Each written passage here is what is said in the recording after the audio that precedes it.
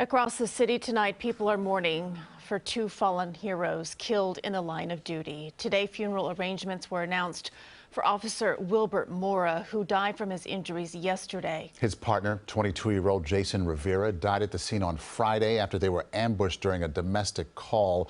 Tonight, a large turnout of New York's finest to tell stories and remember their brothers in blue.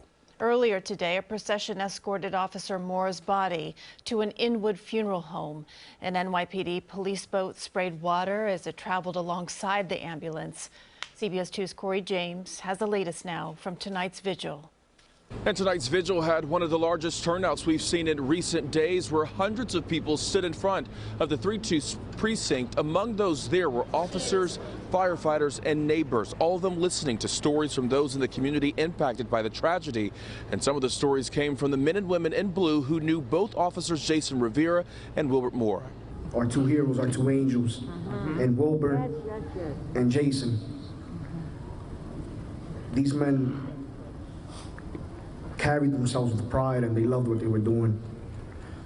And I want everybody to remember their smiles, their personalities, their beautiful souls. And earlier in the day, a procession for Officer Mora took place, Chopper 2 flying overhead as salutes, tributes, and tears were shared for the 27-year-old who was tragically killed after last Friday's brazen attack.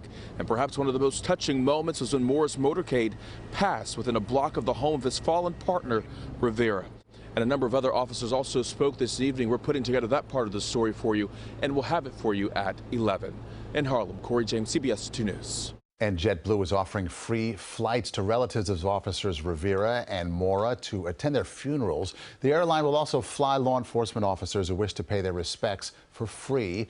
JetBlue said it's honored to support public professionals in its hometown of New York. Funeral arrangements have been announced for Officer Mora.